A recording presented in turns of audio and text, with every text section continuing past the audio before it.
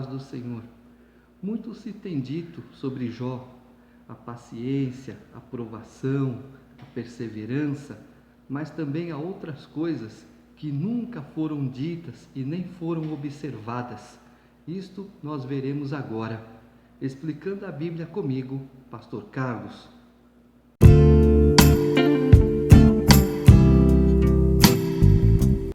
Livro de Jó, capítulo 1. Havia um homem na terra de Uz, cujo nome era Jó, homem íntegro e reto, temente a Deus e que se desviava do mal. Nasceram-lhe 7 filhos e 3 filhas. Possuía 7.000 ovelhas e 3.000 camelos, 500 juntas de bois e 500 jumentas. Era também muito numeroso o pessoal ao seu serviço, de maneira que este homem era o maior de todos os do Oriente. Seus filhos iam às casas uns dos outros e faziam banquetes, cada um por sua vez, e mandavam convidar as suas 3 irmãs a comerem e beberem com eles. Viu? União em família, comunhão dos irmãos. Decorrido o turno de dias de seus banquetes, chamava Jó a seus filhos e os santificava. Levantava-se de madrugada e oferecia holocaustos segundo o número de todos eles, pois dizia: talvez tenham pecado os meus filhos e blasfemado contra Deus em seu coração. Assim o fazia Jó continuamente. Então a preocupação do pai com os filhos, são jovens, eles se divertem e jovem às vezes extrapola nas suas diversões, talvez tenham falado alguma coisa contra Deus, então vou oferecer um holocausto, vou oferecer uma oração, vou pedir perdão a Deus pelos meus filhos. Esta é a preocupação de um pai e esta era a preocupação de Jó, se os filhos tivessem errado ou não diante de Deus. Num dia em que os filhos de Deus vieram apresentar-se perante o Senhor, veio também Satanás entre eles. Satanás, o anjo rebelde, o anjo caído, ele não pede permissão para entrar, ele não pede autorização, ele entra a hora que quer, onde ele quer, e se der brecha, então, aí é que ele se invade mesmo por livre e espontânea vontade. Tem que tomar cuidado com as brechas. Então perguntou o Senhor a Satanás: de onde vens? Satanás respondeu ao Senhor e disse: de rodear a terra e passear por ela. Perguntou ainda o Senhor a Satanás: observaste o meu servo Jó? Porque ninguém há na terra semelhante a ele, homem íntegro e reto, temente a Deus e que se desvia do mal. Então respondeu Satanás ao Senhor: porventura Jó debalde teme a Deus? Acaso não o cercaste e concebe a ele, a sua casa e a tudo quanto tem? A obra de suas mãos abençoaste, e os seus bens se multiplicaram na terra. Estende, porém, a mão e toca-lhe em tudo quanto tem, e verás se não blasfema contra ti na tua face. Esse é o nosso erro, nos apegarmos às coisas materiais. E assim que Satanás pensa: se você tem o bem material, se você tem saúde, é o que basta para você. Se tirar isso de você, é onde você vai blasfemar contra Deus. Infelizmente é assim que muita gente, é assim que nós agimos. Disse o Senhor a Satanás: eis que tudo quanto ele tem está em teu poder, somente contra ele não estendas a mão. E Satanás saiu da presença do Senhor. Sucedeu um dia em que seus filhos e suas filhas comiam e bebiam vinho na casa do irmão primogênito, que veio um mensageiro a Jó e lhe disse: os bois lavravam e as jumentas pasciam junto a eles. De repente deram sobre eles os sabeus e os levaram, e mataram aos servos ao fio de espada. Só eu escapei para trazer-te a nova.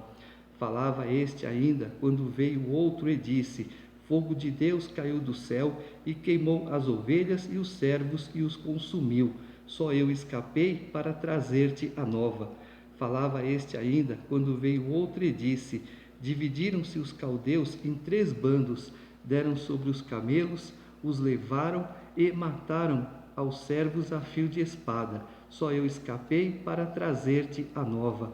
Também este falava ainda, quando veio outro e disse: estando teus filhos e tuas filhas comendo e bebendo vinho em casa do irmão primogênito, eis que se levantou grande vento do lado do deserto e deu nos 4 cantos da casa, a qual caiu sobre eles e morreram. Só eu escapei para trazer-te a nova. Tudo novo, né? Tudo novo, uma coisa ruim atrás da outra. Parece que chama, né? É o que a gente fala. A gente já está numa situação ruim e parece que essa situação chama outra pior. É a pura verdade. Então Jó se levantou, rasgou o seu manto, rapou a cabeça e lançou-se em terra e adorou, e disse: nu saí do ventre de minha mãe, e nu voltarei. O Senhor o deu e o Senhor o tomou. Bendito seja o nome do Senhor. Em tudo isto, Jó não pecou, nem atribuiu a Deus falta alguma.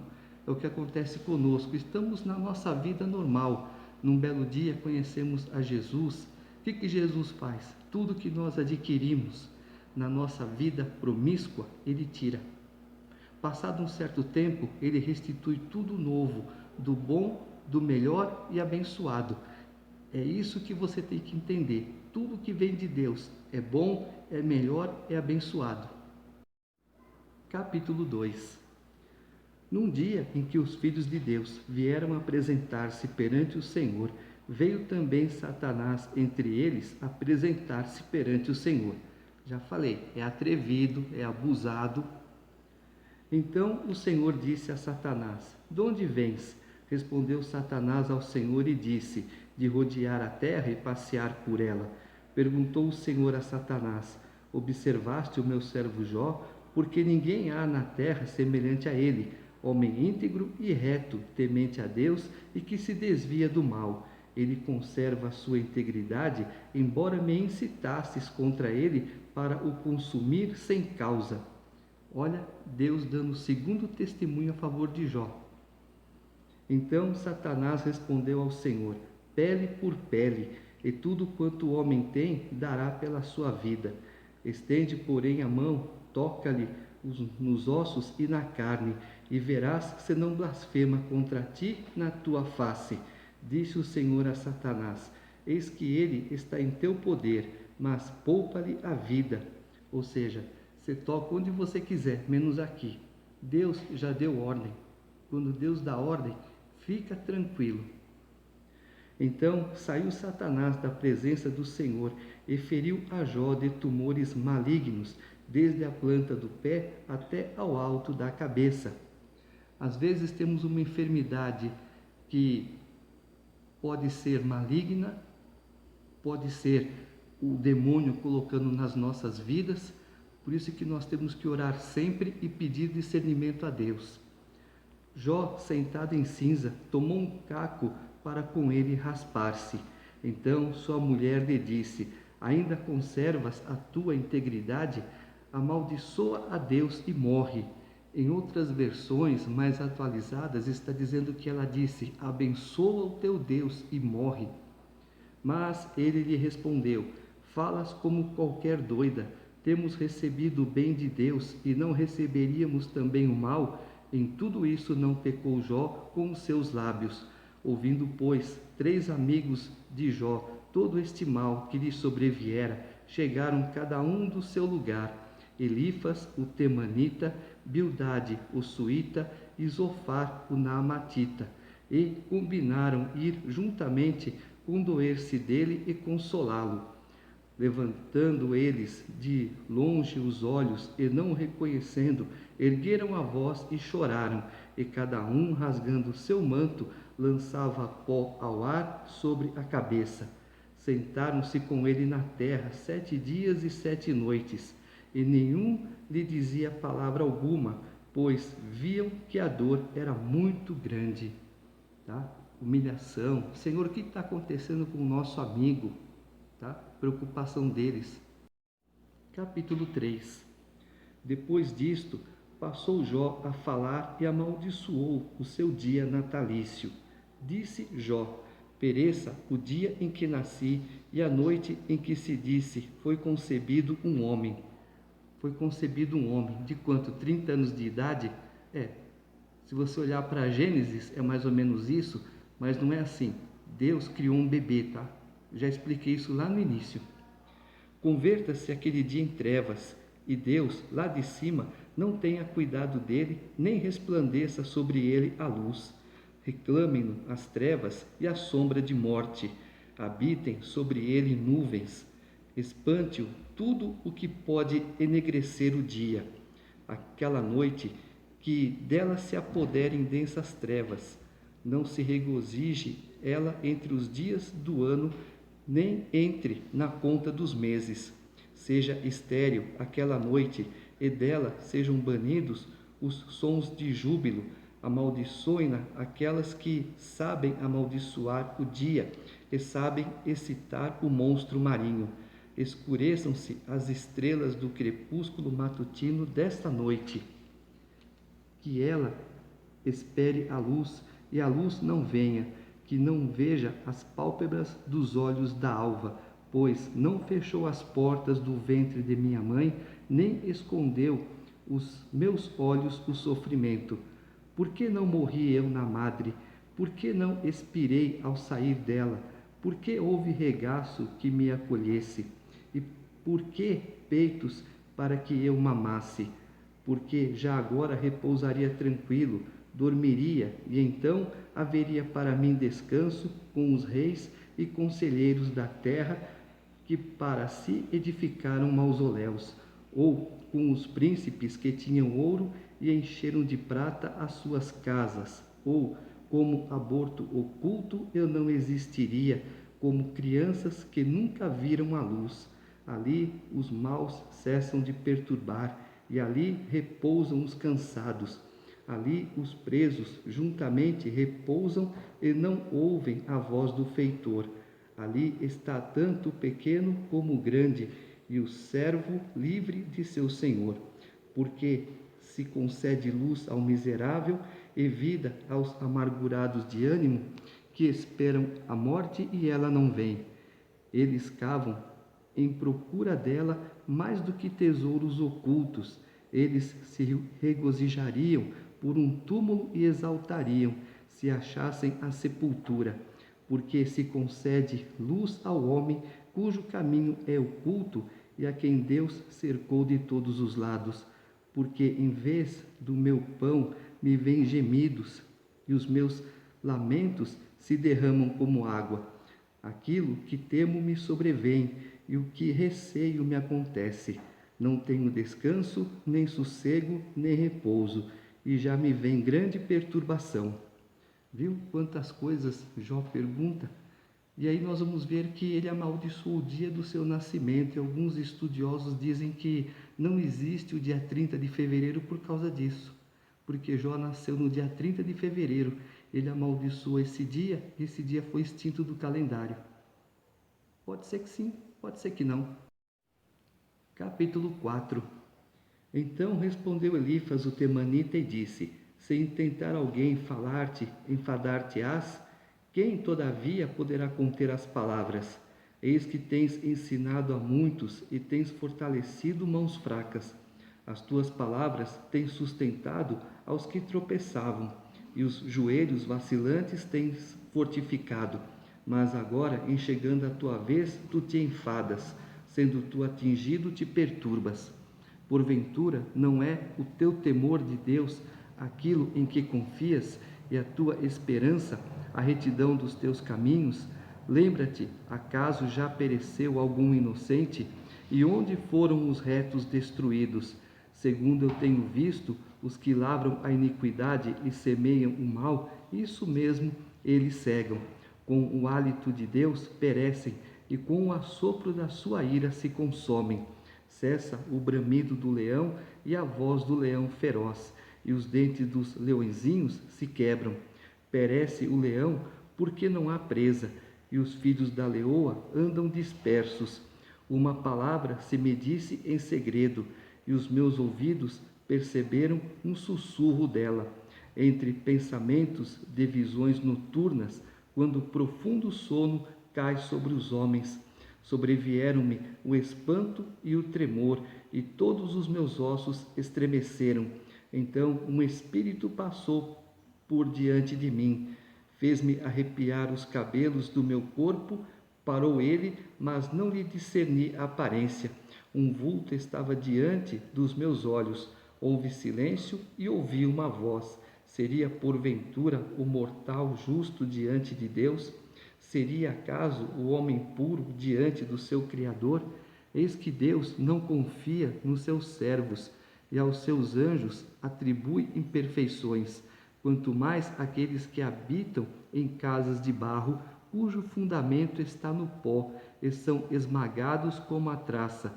Nascem de manhã e à tarde são destruídos, perecem para sempre, sem que disso se faça caso.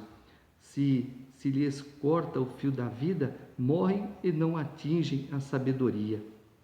Quer dizer, vê só quanta coisa ele falou, né? E quanta coisa aqui sem fundamento. Capítulo 5. Chama agora, haverá alguém que te atenda, e para qual dos santos anjos te virarás? Porque a ira do louco o destrói, e o zelo do tolo o mata. Bem vi eu o louco lançar raízes, mas logo declarei maldita a sua habitação.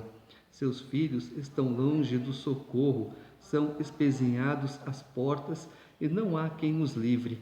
A sua messe o faminto a devora, e até do meio dos espinhos o arrebata, e o intrigante abocanha os seus bens, porque a aflição não vem do pó, e não é da terra que brota o enfado, mas o homem nasce para o enfado, como as faíscas das brasas voam para cima.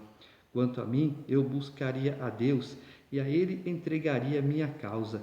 Ele faz coisas grandes e inescrutáveis, e maravilhas que não se podem contar. Faz chover sobre a terra e envia águas sobre os campos, para pôr os abatidos no lugar alto e para que os enlutados se alegrem da maior ventura. Ele frustra as maquinações dos astutos, para que as suas mãos não possam realizar seus projetos. Ele apanha os sábios na sua própria astúcia, e o conselho dos que tramam se precipita. Eles de dia encontram as trevas, ao meio-dia andam como de noite as apalpeladas. Porém Deus salva da espada que lhe sai da boca, salva o necessitado da mão do poderoso. Assim a esperança para o pobre, e a iniquidade tapa a sua própria boca. Bem-aventurado é o homem a quem Deus disciplina. Não desprezes, pois, a disciplina do Todo-Poderoso, porque ele faz a ferida e ele mesmo a ata. Ele fere e as suas mãos curam. De 6 angústias te livrará, e na 7ª o mal não te tocará. Na fome te livrará da morte, na guerra do poder da espada. Do açoite da língua estarás abrigado, e quando vier a assolação, não a temerás. Da assolação e da fome te rirás, e das feras da terra não terás medo, porque até com as pedras do campo terás a tua aliança, e os animais da terra viverão em paz contigo. Saberás que a paz é a tua tenda, percorrerás as tuas possessões e nada te faltará. Saberás também que se multiplicará a tua descendência e a tua posteridade como a erva da terra. Em robusta velhice entrarás para a sepultura, como se recolhe o feixe de trigo a seu tempo. Eis que isto já o havemos inquirido, e assim é. Ouve-o e medita nisso para teu bem, como se Jó não orasse, como se Jó não buscasse a Deus, falando besteira de novo. Capítulo 6.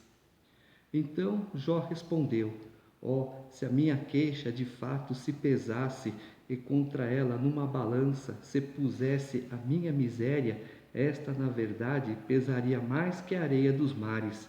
Por isso é que as minhas palavras foram precipitadas, porque as flechas do Todo-Poderoso estão em mim cravadas, e o meu espírito sorve o veneno delas. Os terrores de Deus se arregimentam contra mim.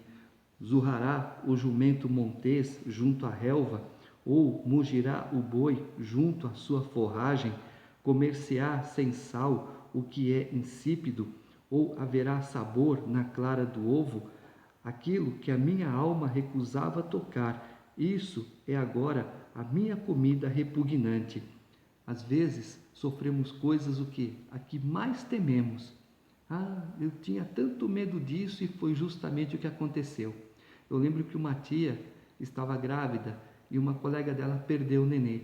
Minha tia ficou com aquilo na cabeça. Passado um tempo, ela teve gêmeos e o menino nasceu morto porque o cordão umbilical enroscou no pescoço dele. Isso era o temor, tanto temor que veio sobre. Quem dera que se cumprisse o meu pedido e que Deus me concedesse o que anelo, que fosse do agrado de Deus esmagar-me, que soltasse a sua mão e acabasse comigo. Isto ainda seria a minha consolação, exaltaria de contente a minha dor, que ele não poupa, porque não tenho negado as palavras do santo. Por que esperar se já não tenho forças? Por que prolongar a vida se o meu fim é certo? Acaso a minha força é a força da pedra, ou é de bronze a minha carne? Não, jamais haverá socorro para mim. Foram afastados de mim os meus recursos. Quando você não tem recursos, deixa que Deus tenha os dele. Deus tem o mal e Deus tem o bem. Fica tranquilo. Ao aflito deve o amigo mostrar compaixão, a menos que tenha abandonado o temor do Todo-Poderoso. Meus irmãos aleivosamente me trataram. São como um ribeiro, como a torrente que transborda no vale, turvada com o gelo e com a neve que nela se esconde. Torrente que no tempo do calor seca, emudece e desaparece do seu lugar. Desviam-se as caravanas dos seus caminhos, sobem para lugares desolados e perecem. As caravanas de Temá procuram essa torrente. Os viajantes de Sebá por ela suspiram. Ficam envergonhados por terem confiado em chegando ali, confundem-se. Assim também vós outros sois nada para mim. Vedes os meus males e vos espantais. Acaso disse eu, dai-me um presente, ou oferecei-me um suborno da vossa fazenda, ou livrai-me do poder do opressor, ou redime-me das mãos dos tiranos? Ensinai-me e eu me calarei, dai-me a entender em que tenho errado. Oh, como são persuasivas as palavras retas, mas que é o que repreende a vossa repreensão? Acaso pensais em reprovar as minhas palavras, ditas por um desesperado ao vento? Até sobre o órfão lançaríeis sorte e especularíeis com o vosso inimigo? Agora, pois, se sois servidos, olhai para mim, e vede que não minto na vossa cara. Tornai a julgar, vos peço, e não haja iniquidade. Tornai a julgar, e a justiça da minha causa triunfará. Há iniquidade na minha língua? Não pode o meu paladar discernir coisas perniciosas? Ou seja, eu não posso me desabafar na minha aflição? É verdade que na nossa aflição falamos coisas sem nexo, sem sentido, mas eu não posso desabafar?